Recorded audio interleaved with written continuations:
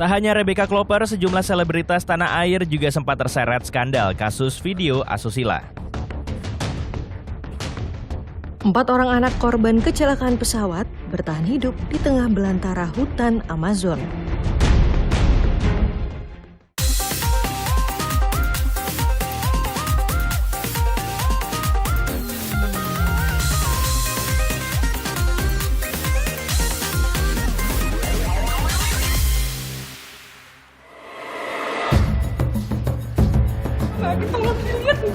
Tolong dilihat saya mau bantu. Anak siapa ini? Anak siapa ini? Ambono.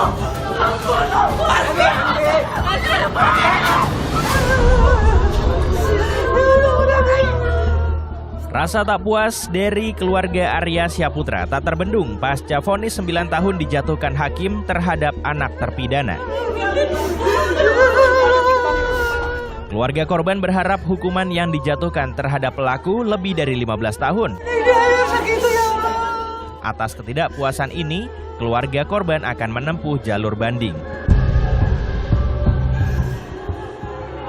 Terbukti secara sah dan menyakitkan bersalah melakukan tindak pidana, melakukan kekerasan terhadap anak yang mengakibatkan mati, sebagaimana dalam dakwaan alternatif ke-1. Kedua, menjatuhkan pidana kepada anak oleh karena itu dengan pidana penjara selama 9 tahun di Lembaga Pembinaan Khusus Anak atau LPKA Bandung dan pelatihan kerja selama 1 tahun di UPT Dinas Pusat Pelayanan Sosial Gria Binakarsa Cilengsi. Tidak yang saya harapkan. Aturan maksimal itu di atas 15 tahun. Karena dia perbuatannya double. 2 kali. Udah residivis, memajukan ke tahap anak saya juga. Jadi untuk anak saya itu nggak sesuai hukuman segitu.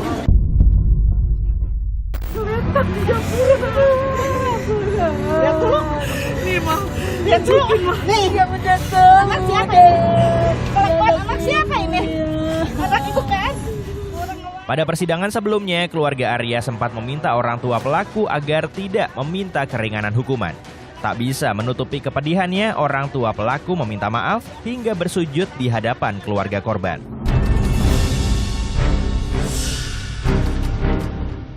Kasus kematian Arya Syaputra terjadi pada Maret lalu. Korban tewas dibacok pelaku saat sedang menyeberang jalan di kawasan Simpang Pomat, Bogor, Jawa Barat. Pelaku sempat buron selama 2 bulan, hingga polisi mengamankannya di wilayah Yogyakarta pada bulan Mei lalu.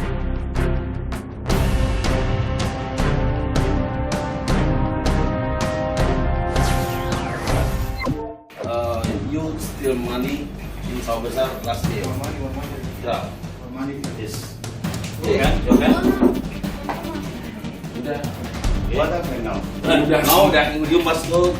Perdebatan ini terjadi saat polisi akan mengamankan seorang WNA Pakistan terduga pelaku hipnotis dari tempat persembunyiannya. Pelaku bahkan sempat mencoba mengelabui polisi dan berpura-pura tak mengetahui peristiwa yang dimaksud.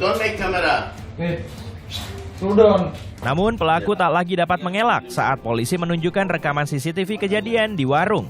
Polisi juga menunjukkan bukti tato yang sama antara milik pelaku hipnotis dengan pelaku yang akan ditangkap. Terpojok, pelaku akhirnya hanya bisa diam saat dibawa ke Polres Metro Jakarta Pusat. Dari penyelidikan polisi, diketahui pelaku beraksi dengan putrinya, sementara istrinya menunggu di mobil. Pelaku juga mengaku nekat melakukan hal itu karena kebutuhan ekonomi. Kita juga memeriksa istrinya yang memang pelaku juga mengakui bahwa ini niat pribadi. Kebetulan saat itu memang terlihat ada istri dan anaknya yang memang ikut serta dalam kegiatan tersebut, namun belum ada terindikasi bahwa mereka semua terlibat ataupun punya rencana bersama-sama. Pelaku berusia 31 tahun ini sebelumnya diduga melakukan hipnotis terhadap seseorang wanita yang memiliki warung kelontong di kawasan Sawah Besar, Jakarta Pusat. Modus pelaku berpura-pura menukarkan uang pecahan dan terus-menerus mencecar korban dengan bahasa Inggris. Anehnya, korban hanya seolah tak berkutik saat pelaku mengobrak-ngabrik tempat penyimpanan uang. hingga korban mengambil uang 5 juta rupiah yang terbungkus kain di bawah tempat toples. Dia tahu kali wadah duitnya di sini, terus dia kasih 50 ribuan dua tuh. Mama tukar fresh, dia ngomong gitu. Tidak, saya bilang tidak ada. Dia langsung masuk, tahu kan wadah uang di sini kan? Dia langsung masuk, langsung ngambil di sini sendiri. Mungkin kita udah kena kali ya. Dia ngambil ini, kitanya melongo aja, dia malah ngeliatin. Bukannya jangan, apa itu enggak, malah dia ngorek-ngorek nyari ke sono kemari nyari uangnya sendiri. Saat ini polisi juga tengah berkoordinasi dengan pihak imigrasi untuk memeriksa izin tinggal dan visa pelaku. Polisi juga membuka layanan aduan untuk menelusuri adanya korban lain. Sementara itu, pelaku kini dipidana pasal pencurian dengan ancaman hukuman 5 tahun.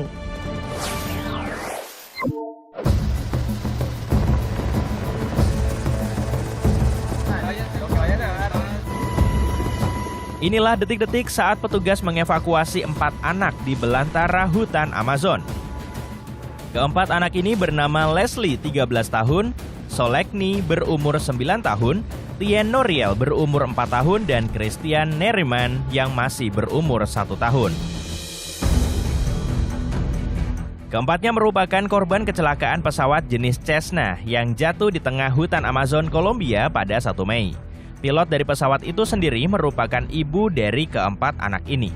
Sang ibu sempat bertahan hidup selama 4 hari, namun akhirnya meninggal bersama 2 orang dewasa lain yang merupakan penumpang pesawat. Awalnya, proses evakuasi terhadap bangkai pesawat yang ditemukan di perbatasan Provinsi Caqueta dilakukan 2 minggu setelah jatuhnya pesawat. Namun, proses evakuasi besar-besaran akhirnya dilakukan setelah ditemukan adanya tanda-tanda kehidupan dari anak-anak yang juga menjadi penumpang pesawat. Salah satunya sebuah jejak kaki kecil hingga buah liar yang telah dimakan sebagian. Hingga pada Jumat 9 Juni, operasi besar yang dilakukan pemerintah Kolombia akhirnya membuahkan hasil. 4 anak ini ditemukan sekitar 5 km dari lokasi kecelakaan, dalam keadaan selamat, namun mengalami dehidrasi berat dan digigiti serangga. Mengutip dari portal berita Insider, paman dari anak-anak yang selamat mengungkapkan saat kecelakaan terjadi, anak-anak mengeluarkan farina atau tepung singkong dari reruntuhan pesawat untuk dikonsumsi. Selain itu, anak-anak juga sangat beruntung karena saat kecelakaan terjadi, buah-buahan dari hutan masuk dalam musim panen. Saat ini, kondisi keempat anak yang selamat berangsur membaik, namun masih perlu mendapatkan perawatan rumah sakit di wilayah Bogota, Kolombia.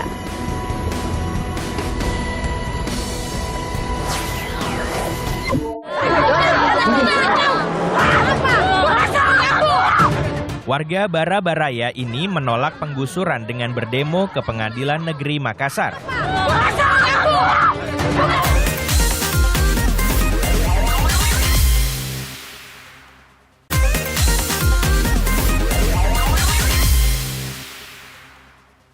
Bicara, saya kirim. Iya, minta tolong Pak. Ya, Kami dari Luwu Utara, Kloter 14. Calon haji asal Luwu Utara, Kloter 14 UPG, marah-marah karena kesal telah ditelantarkan. Mereka mengaku diminta keluar dari hotel tempat menginap. Sekarang terlantar di Arab Saudi. Namun setelah ditelusuri, ternyata terjadi kesalahpahaman. Bingung ke semua lansia. Tapi ini sudah diusir semua keluar. Jamaah calon haji ini bukan diusir, namun hanya dipindahkan ke hotel yang lebih dekat dari Hotel Nabawi. Yang terlantar sekarang, tolong doa tak bagaimana kami ini di sini di Arab Saudi.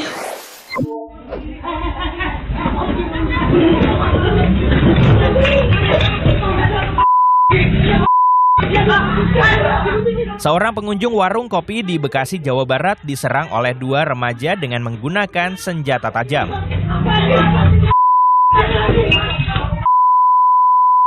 Dari rekaman CCTV terlihat 2 remaja tiba-tiba lari dan menyerang korban yang sedang duduk bersama sejumlah rekannya.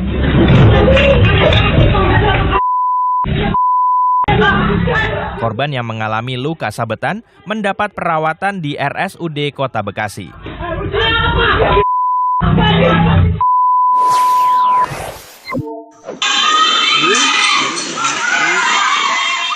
Sekelompok geng motor ini menyerang warga sambil membawa senjata tajam. Aksi ini membuat resah warga. Warga langsung kocar-kacir, kabur menyelamatkan diri dari serangan. Tidak ada korban jiwa dalam peristiwa ini. Warga berharap aksi geng motor ini dapat segera ditangani oleh polisi.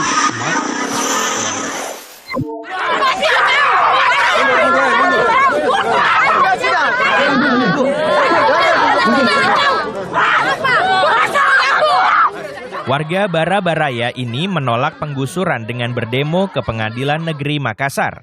Aparat tak mengizinkan massa yang akan membakar ban hingga unjuk rasa berlangsung ricuh.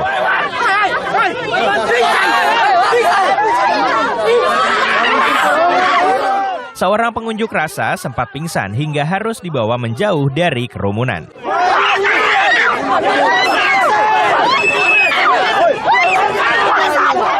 Saling dorong akhirnya dapat dihentikan dan unjuk rasa berakhir dengan tertib.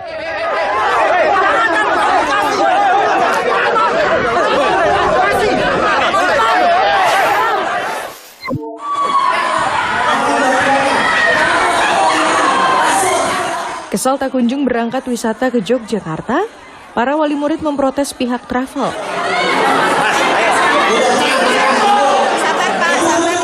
Kericuan bahkan tak terhindarkan karena lagi-lagi pihak travel gagal memberangkatkan 285 siswa.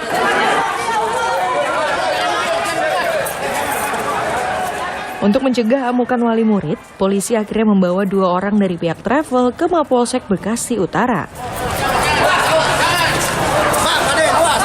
Kerugian senilai lebih dari 400 juta rupiah. Atas kejadian ini, pihak sekolah akan melaporkan pihak travel ke kepolisian.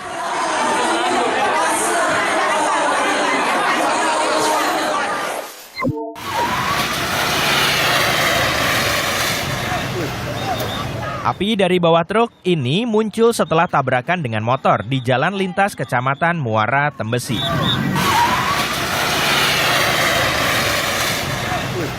Empat motor terseret puluhan meter hingga terbakar. Aku hampir mati. Warga yang melihat langsung kejadian ini kesal karena sopir truk langsung kabur. Begitu berhasil ditangkap, warga akhirnya meluapkan kekesalannya.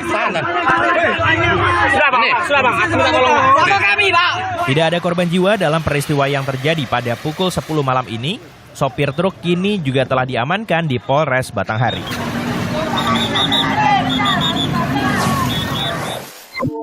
Buka kau, tembak kau dari luar ya. Kalau nggak dibuka, tembak nih. Bongkar lo, buka. Inilah detik-detik polisi menggerebek lokasi perjudian di kawasan Dwi Warna, Sawah Besar. 60 orang lansia yang berperan sebagai pemain dan penyelenggara tertangkap basah di lokasi. Para pelaku diamankan polisi dan terancam pidana tentang perjudian. Dari TKP, polisi juga mengamankan barang bukti berupa dadu, uang tunai, dan alat judi lainnya.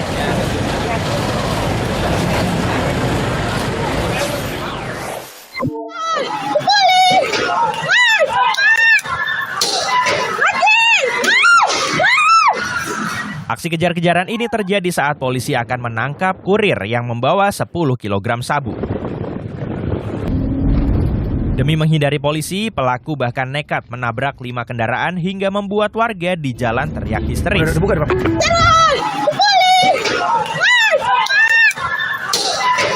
Pelaku akhirnya berhasil ditangkap polisi dan digiring ke Polres Medan. Mana?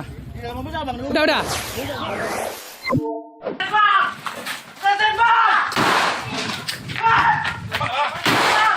Ini adalah detik-detik penggerebekan rumah seorang residivis kasus pencurian ponsel. Polisi melepaskan beberapa kali tembakan peringatan karena pelaku terus mencoba kabur dari belakang rumah ke arah kebun. Karena tak dihiraukan, dengan terukur polisi akhirnya menembak kaki pelaku.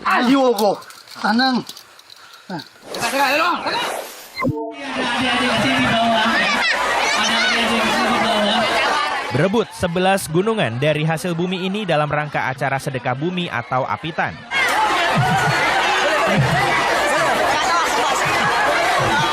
Tidak hanya orang dewasa, anak-anak pun tak ketinggalan turut berebut gunungan hasil bumi.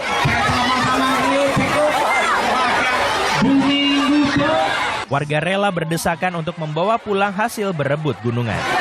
Mohon tidak untuk lempar-lemparan. Saya Rebeka Kloper memohon maaf yang sebesar-besarnya kepada masyarakat Indonesia atas kegagalan tersebut. Tak hanya Rebeka Kloper, sebelumnya sejumlah publik figur juga pernah tersandung kasus video asusila.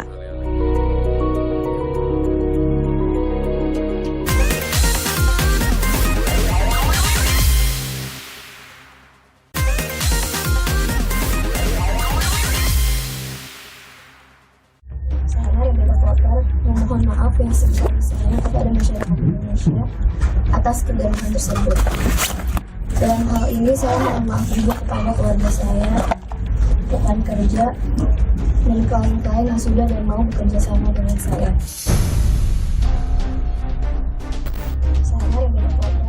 Rebeka Kloper meminta maaf karena telah menimbulkan kegaduhan di masyarakat terkait video syur yang menyeret namanya. Dengan tegas, Rebeka juga melaporkan ke polisi salah satu akun media sosial di Twitter terkait dugaan penyebaran video tersebut. Laporan terkait video syur ini telah diterima polisi. Selanjutnya polisi akan memanggil Rebeka untuk dimintai keterangan.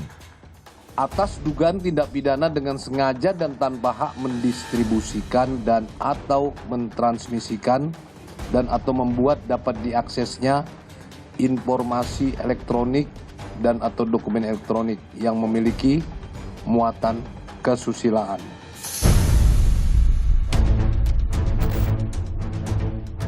Kasus penyebaran video asusila yang disertai dugaan pemerasan ini bermula dari video berdurasi 47 detik yang tersebar di jagat Twitter. Orang dalam video tersebut diduga adalah Rebeka Kloper.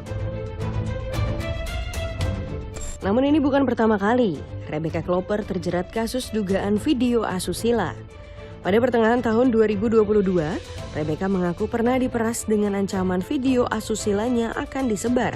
Rebeka sempat mentransfer 30 juta pada pelaku. Gerah dengan kelakuan pelaku, Rebeka lalu melaporkan kasus pengancaman dan pemberasan ini ke polisi.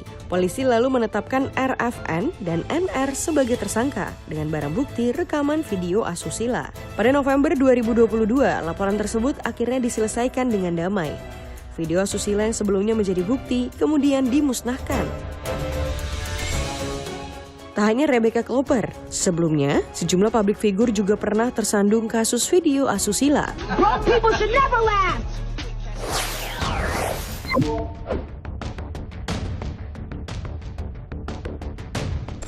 Reski Aditya juga tengah terseret kasus hukum. Reski dilaporkan atas dugaan kasus video asusila. Pelapor menyebut video asusila Reski Aditya dapat berdampak negatif bagi generasi muda. Laporan akhirnya dilayangkan pada 12 Januari dengan pasal dalam Undang-Undang ITE tentang pornografi. Video ini sendiri pertama kali muncul pada 23 Desember 2022.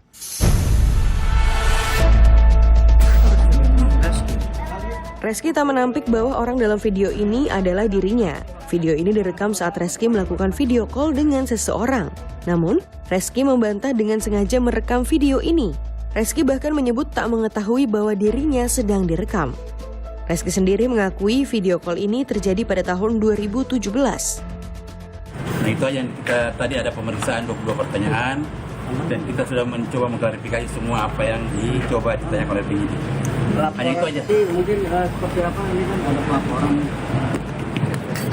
Menanggapinya seperti apa sih Pak? Ya udah dijawab seperti itu aja. Saat diperiksa penyidik Polda Metro Jaya, Reski mengaku dicecar 22 pertanyaan. Reski juga menegaskan akan mengambil langkah hukum untuk menyelidiki apa motif pelaku merekam dan menyebarkan video ini. Sampaikan terakhir, Bang Iki.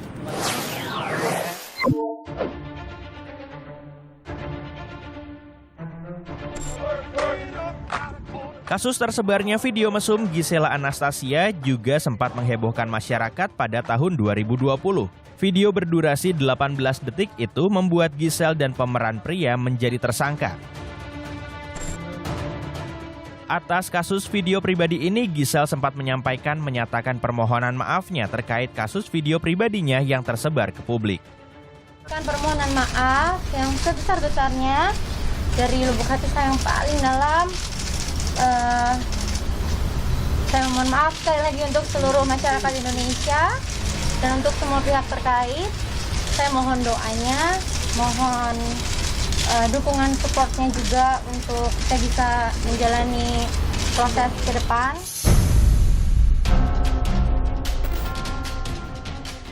Penetapan Giselle sebagai tersangka sempat menjadi polemik. Giselle dinilai tidak bisa dipidana karena turut menjadi korban. Ketika video itu tersebar, maka dia hakikatnya adalah seorang korban, bahwa orang-orang tersebut adalah korban yang harusnya dilindungi. Dia tidak menghendaki sama sekali konten pribadinya tersebar di dunia maya. Maka ketika itu tersebar di dunia maya dan dia tidak menghendaki, maka dia harusnya diposisikan sebagai korban, bukan sebagai pelaku.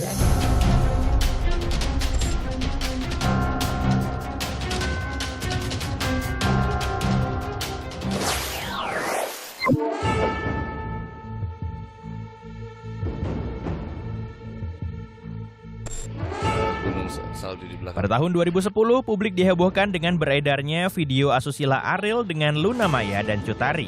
Tak lama setelah video tersebar, polisi langsung menetapkan Ariel, Luna Maya, dan Cut Tari sebagai tersangka. Polisi kemudian berhasil mengidentifikasi pelaku yang pertama kali menyebarkan video panas tersebut melalui internet dan menahan pria berinisial K.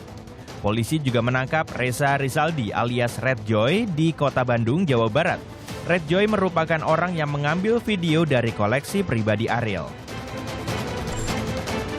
Ariel akhirnya dijatuhi hukuman penjara selama 3 tahun, 6 bulan, dan denda 250 juta rupiah. Sementara Red Joy dijatuhi hukuman 2 tahun penjara dan denda 250 juta rupiah. Informasi tadi mengakhiri Pop News hari ini. Jangan lupa tetap saksikan Pop News setiap hari Sabtu dan Minggu pukul 9:30 waktu Indonesia bagian Barat. Tentunya hanya di Kompas TV. Terima kasih dan sampai jumpa.